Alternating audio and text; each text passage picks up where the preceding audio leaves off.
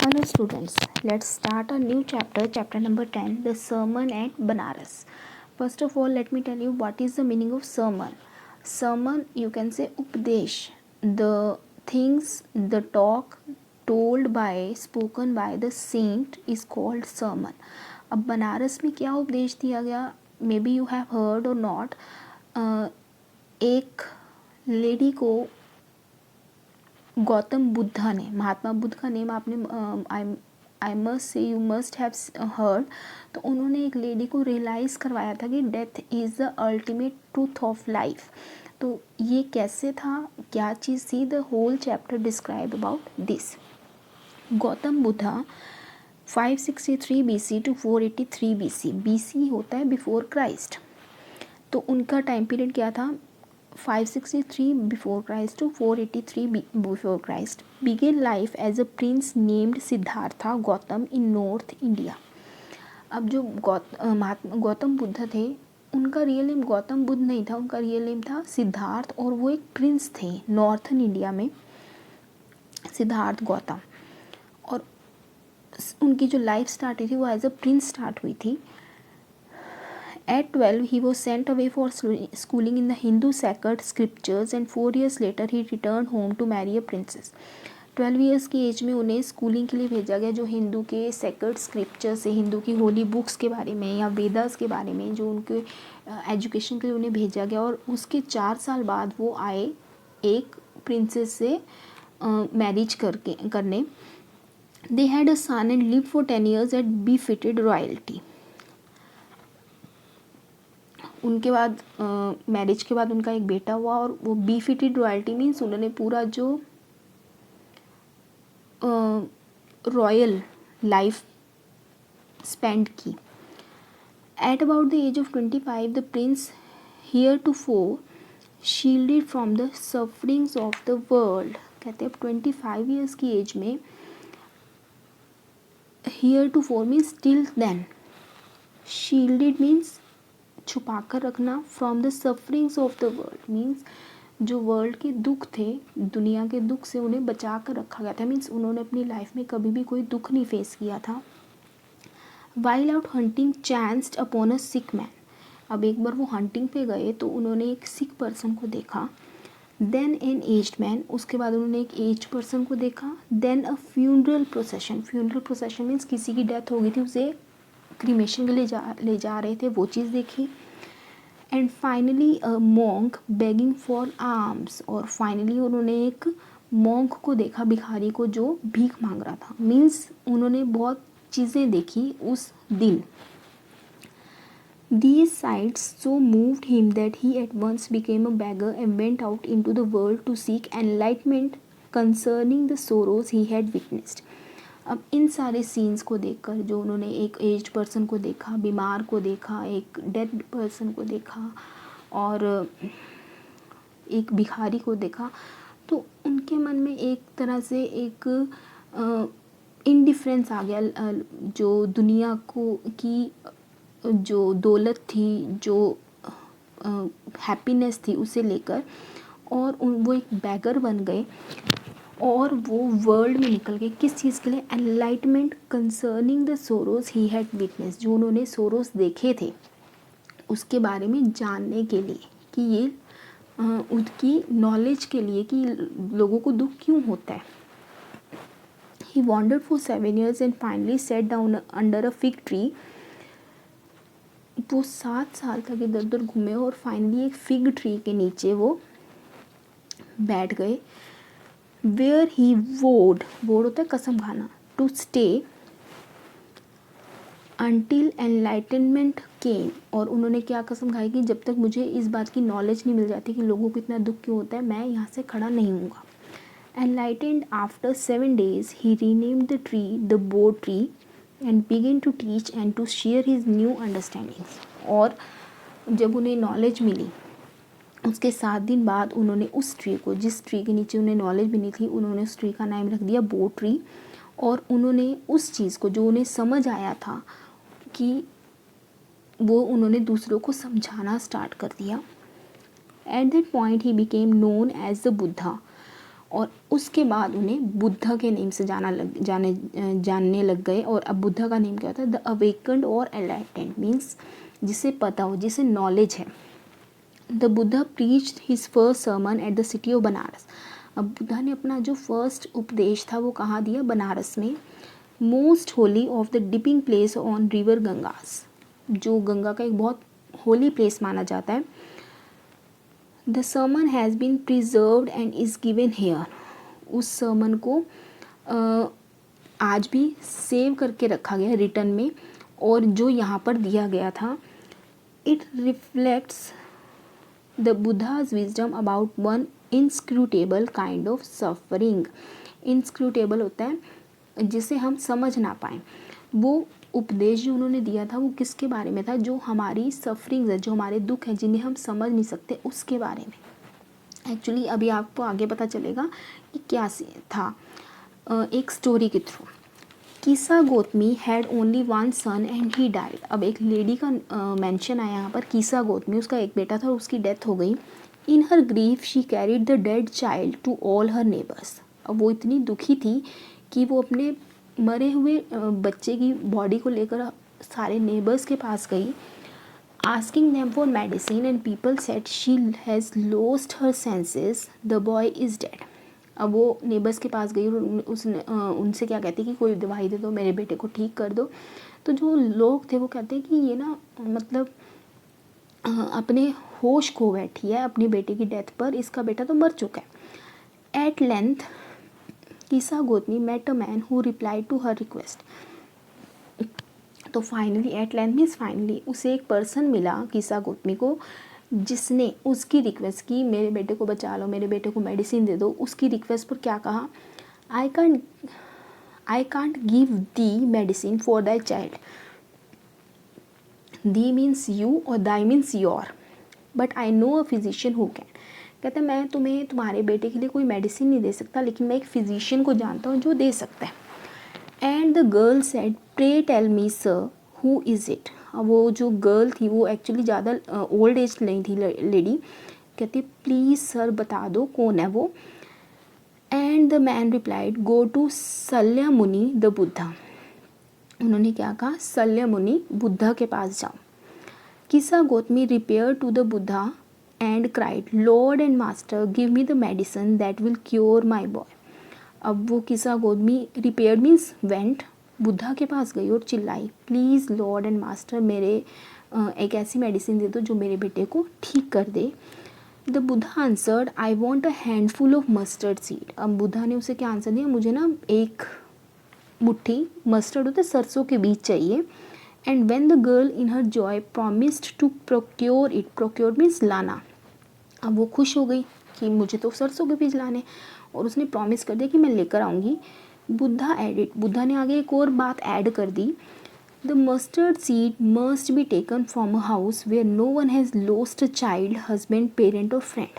अब उन्होंने क्या कंडीशन रखी कि तुम्हें मस्टर्ड सीड किसके घर से लानी है? जहाँ पे ना किसी बच्चे की, ना किसी हस्बैंड की, ना किसी पेरेंट, ना किसी फ्रेंड, मतलब किसी की भी डेथ ना हुई हो। Poor Kisa Gotmi now went from house to house and the people pitied her and said, "Here is a mustard seed, take it." अब जो किसा गोतमी थी वो घर घर जाती थी और लोगों को उस पर दया आती थी। वो कहती ये लो मस्टर्ड सीड, एक मुट्ठी, टेक इट, ले लो। But when she asked did a son or daughter, a father or mother die in your family, but जब वो आगे कंडीशन रख देती थी कि क्या तुम्हारे घर में किसी सन, डॉटर या फादर, मदर किसी की डेथ हुई है, they answered her alas the living are few but the dead are many. तो वो क्या कहते थे, जिन लोगों से वो मांगती थी वो कहते थे अलाइव तो बहुत कम है, जिंदा तो बहुत कम है, लेकिन मरे बहुत ज़्यादा है। Do not remind us of our deepest grief, कि हमें हमारे दुख के बारे में याद मत दिलाओ। And there was no house but some beloved one had died in it. कहते और वहाँ पर ऐसा कोई घर नहीं था जहाँ पे जिसकी किसी बिलव्ड की, किसी नियर एंड डियर की डेथ ना हुई हो। Finally Kisa Gotami became weary and hopeless. Weary होते टायर्ड। अब फाइनली जो थी किसा गोतमी वो थक गई और होपलेस हो गई। And sat down at the way side watching the lights off the city, और वो रोड की साइड पर बैठ गई और सिटी की लाइट्स को देखने लगी. As they flickered up and were extinguished again. अब वो जो लाइट्स थी वो जल बुझ रही थी, तो उसने उन चीज़ों को नोटिस किया. At last the darkness of the night rained everywhere. और जब लाइट्स बंद हो गई तो हर तरफ अंधेरा छा गया, डार्कनेस हो गई. And she considered the fate of man that their lives flicker up and are extinguished again. और उसे समझ आ गया कि जो ह्यूमन का फेट है, किस्मत है, वो क्या है, एक लाइट की तरह कि एक बार जलता है फिर फेट ऑफ मैन की, ह्यूमंस की किस्मत क्या है कि जो उनकी ज़िंदगी है लाइट की तरह एक बार जलती है उसके बाद वो बुझ जाती है. And she thought to herself, फिर उसने सोचा how selfish am I in my grief, कि मैं अपने दुख में कितनी सेल्फिश हो गई थी. Death is common to all, कि डेथ तो कॉमन है, सबको आनी है. Yet in this valley of desolation there is path that leads him to immortality who has surrendered all selfishness. कहते लेकिन इन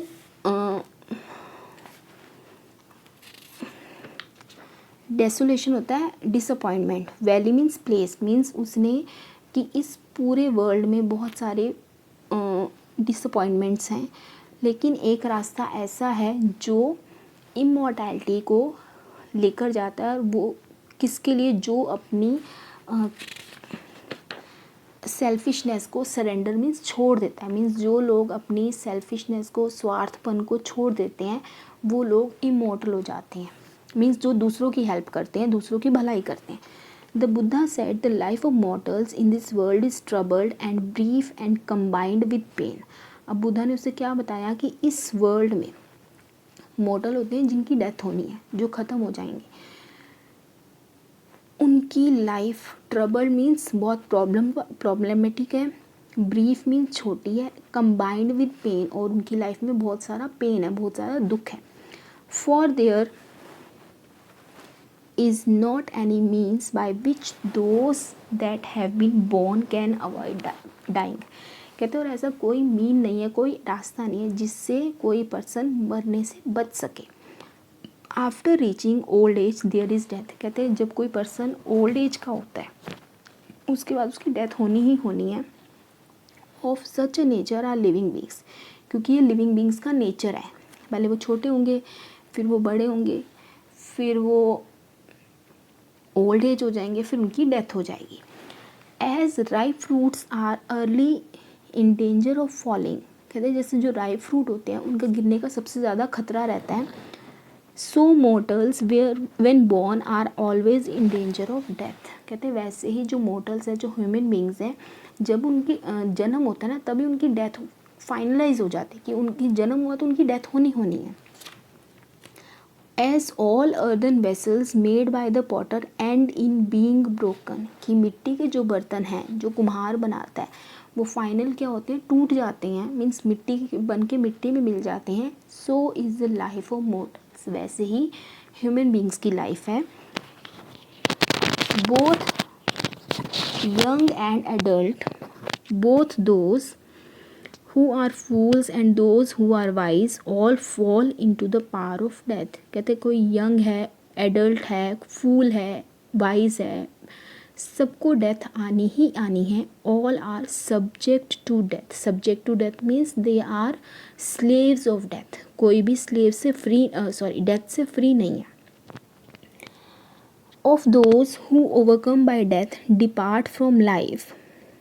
A father can't save his son nor kinsmen their relations. कहते हैं ऐसे पर्सन्स जो डेथ को overcome कर लेते हैं, डेथ पर मौत को विजय प्राप्त कर लेते हैं. डिपार्ट फ्रॉम लाइफ मीन्स विजय कौन प्राप्त करता है, डेथ मौत को कौन जीतता है, जो लाइफ से दूर चला जाता है. एक फादर अपने सन को नहीं बचा सकता, कोई रिलेटिव अपने रिलेटिव्स को नहीं बचा सकता. मीन्स हर किसी को डेथ आनी ही आनी है. मार्क मीन्स इस बात को माइंड में बिठा लो, ध्यान रखो. While relatives are looking on and lamenting deeply. अब यहाँ पर क्या लाइन है कि जब किसी की डेथ होती है तो रिलेटिव्स देखते हैं और लेमेंट होता है, दुख दिखाना। One by one mortals are carried off, कहते हैं एक एक करके अब किसी की डेथ होती है, रिलेटिव आते हैं, अपना कंसर्न शो करते हैं, अपना सोरो दिखाते हैं, उसके बाद वो एक एक करके चले जाते हैं। Like an ox that is led to slaughter, कहते कैसे कि जैसे एक ऑक्स को स्लॉटर क्या होता है, बुच्चर, कि अगर किसी बछड़े को कसाई के पास लेकर जाते हैं, वो वैसे ही हमारी क्या फाइनल कि हम ह्यूमंस को डेथ के पास जाना ही जाना है। So the world is afflicted with death and decay, कहते वैसे ही जो दुनिया है वो किससे इफेक्टेड है, डेथ और डिके से। डिके आप यहाँ पर ओल्ड एज के लिए कहा गया है। Therefore the wise don't grieve knowing the terms of the world, कहते जो इंटेलिजेंट पर्सन है जब उन्हें ये बात रियलाइज़ हो जाती है तो वो किसी चीज़ पे दुख नहीं दिखाते, क्योंकि उन्हें पता है दुनिया का यही रूल है, जो आया है वो जाएगा, जिसका जन्म हुआ उसकी डेथ होगी। Not from weeping nor from grieving will anyone obtain peace of mind, वो कहने कि रोकर या दुख जताकर हमें पीस ऑफ माइंड नहीं मिल सकती। On the contrary his pain will be the greater and his body will suffer, कहते हैं अगर हम दुख जताएंगे रोएंगे तो क्या होगा, हमें मेंटली पीस तो मिलेगी नहीं, रादर हमें क्या होगा, हमारा पेन इंक्रीज होता जाएगा और हमारी बॉडी भी सफ़र करेगी। He will make himself sick and pale, कहते वो अपनी बॉडी को सब बॉडी सफ़र करेगी तो वो अपने आप को बीमार कर लेगा। Yet the dead are not saved by his lamentation, कहते लेकिन जो इंसान इतना दुख दिखा रहा है उसके दुख दिखाने से भी मौत से बच नहीं जाएगा वो। He who seeks peace should draw out the arrow of lamentation and complaint। अब एक्चुअली यहाँ पर थोड़ा सा आपको समझना पड़ेगा, कहते जो पर्सन सीक मीन्स ढूंढ रहा है पीस शांति, should draw out the arrow of lamentation and complaint and grief, कि उसे ये तीन चीज़ें, लैमेंटेशन होता है दुख जताना, कंप्लेंट शिकायत और ग्रीफ दुख, इन चीज़ों को हटा देना अपनी लाइफ से। ही who has drawn out the arrow, जिन्होंने यहाँ पे उस इन तीन चीज़ों को ना एरो कहा गया, इन तीन चीज़ों को हटा दिया अपनी लाइफ से। एंड हैज़ बिकम कंपोज्ड, और जो कंपोज होता है शांत हो गया, बिल्कुल रिलैक्स हो गया है। Will obtain peace of mind, उसे मेंटली पीस मिलेगी। He who has overcome all sorrow, जिसने अपने सारे दुखों को ओवरकम कर लिया, मीन्स जो न्यूट्रल हो गया, जिसे खुशी से खुशी नहीं होती, दुख से दुख नहीं होता। Will become free from sorrow and be blessed, जो और अपने दुख से फ्री हो गया और वो ब्लेस्ड है। अब यहाँ पर गौतम बुद्ध क्या कहने चाहते हैं कि लैमेंटेशन, कंप्लेंट और ग्रीफ, अगर हम अपनी लाइफ में से इन तीन चीज़ों को निकाल दें तो हमें मेंटली पीस मिल सकती है और हम दूसरों को भी मेंटली पीस दे सकते हैं। So this is the main idea of the chapter the sermon of Banaras.